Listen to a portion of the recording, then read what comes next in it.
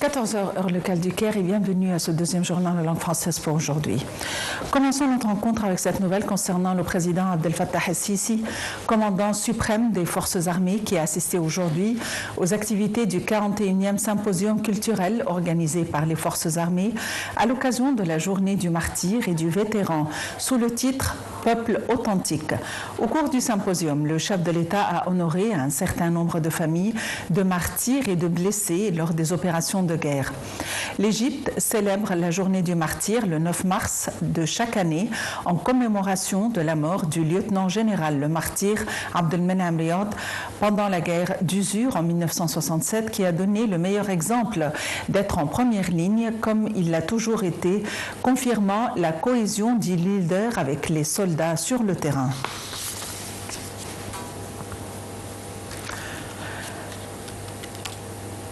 Le ministre des Affaires étrangères, Dr Badr Abdelati, a insisté sur le rôle pivot que jouent les médias dans la sensibilisation vis-à-vis des défis extérieurs qu'affronte l'Égypte. Ceci est intervenu lors de sa rencontre avec les responsables des instances médiatiques et des journalistes. Abdelati a mis l'accent sur la nécessité d'honorer les principes de la politique des affaires étrangères égyptienne.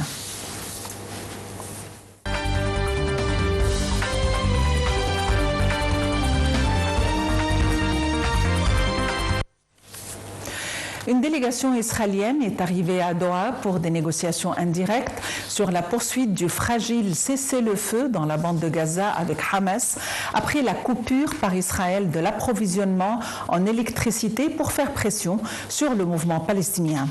Pour sa part, Hamas a dénoncé un chantage mesquin et inadmissible qui menace également la vie des otages, et l'autorité palestinienne a condamné une escalade dans le génocide de la population.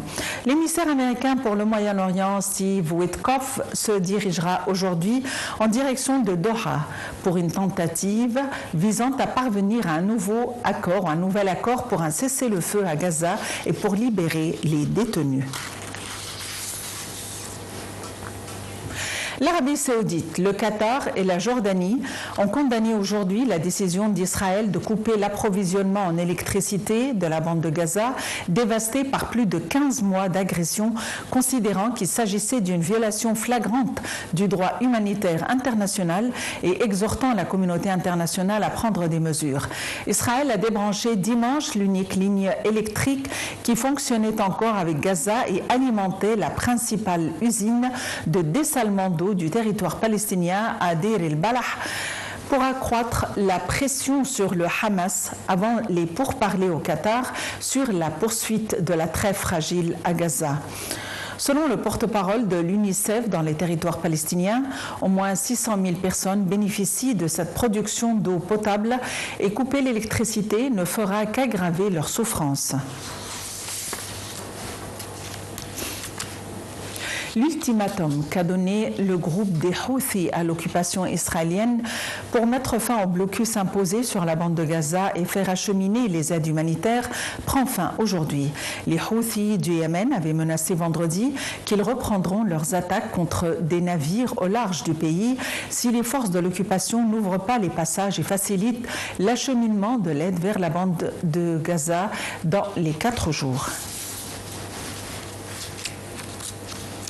L'agence de l'ONU pour les réfugiés palestiniens, UNRWA, ne peut être remplacée que par des institutions palestiniennes, a affirmé son chef Philippe Lazzarini, alors qu'Israël encourage d'autres organisations à prendre le relais à Gaza. Pour lui, la seule alternative viable, les seules sont ces institutions palestiniennes d'un État palestinien. Il a ajouté que c'est la raison pour laquelle, au lieu de se concentrer à vouloir faire disparaître une agence, il aurait préféré que l'on se concentre sur le fait de mettre toute l'énergie et tous les efforts qui soient déployés pour une solution politique. Un jeune Palestinien a été tué après qu'un véhicule militaire israélien l'a renversé dans la ville de Jénine. Entre-temps, les forces d'occupation ont poursuivi leurs attaques contre la ville de Jénine pour le 49e jour consécutif, faisant des dizaines de martyrs, de blessés et d'arrestations. Les forces d'occupation israéliennes ont cependant entamé une attaque contre la ville de Qabateya au sud de Jénine, tuant un jeune Palestinien. Les forces d'occupation ont également commencé à attaquer la ville de Dura au sud d'Hébron et ont largué des bombes explosives et du gaz toxique sur les civils, provoquant l'asphyxie de plusieurs d'entre eux. Human Rights Watch a appelé aujourd'hui les autorités syriennes à poursuivre rapidement les auteurs des exécutions sommaires dans l'ouest du pays où, selon une ONG, une quasi-totalité des 1093 civils, majoritairement alaouites, ont été tués ces derniers jours. Les violences ont été déclenchées le 6 mars par une attaque sanglante de partisans du régime déchu contre les forces de sécurité dans la région côtière de Latakia où se concentre la communauté alaouite. Selon l'OSDH, 120 civils tués hier, pour la plupart dans les régions de Tartou et Latakia sur la côte. L'Ukraine et les États-Unis ont entamé des discussions aujourd'hui en Arabie Saoudite avec une proposition ukrainienne d'un cessez-le-feu partiel avec la Russie sur la table. Le secrétaire d'État américain Marco Rubio et le ministre ukrainien des Affaires étrangères Andriy Sybiga participe à cette réunion à Jeddah, ville au bord de la mer Rouge.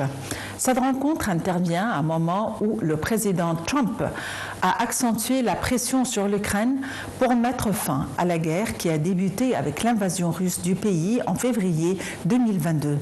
Les négociateurs ukrainiens sont arrivés à Jeddah avec une proposition d'une trêve dans les airs et en mer avec Moscou. Ainsi prend fin notre journal. Merci de l'avoir suivi. À la prochaine.